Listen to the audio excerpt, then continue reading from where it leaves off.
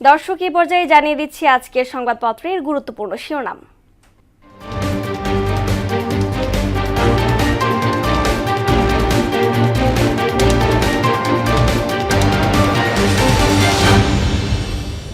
দর্শক, শুরুতেই জানিয়ে দিব প্রথম আলো সংবাদপত্রের শিরোনাম।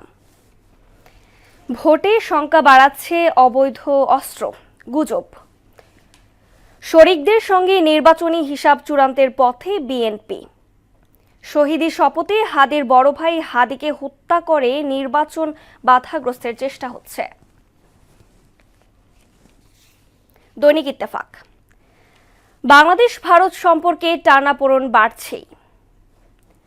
চিরতরুণ ইত্তেফাকের ৭৩ বছরে পদার্পণ। সমকাল শিরোনাম করেছে, নির্বাচনের প্রস্তুতিতে বড় দুশ্চিন্তা নিরাপত্তা।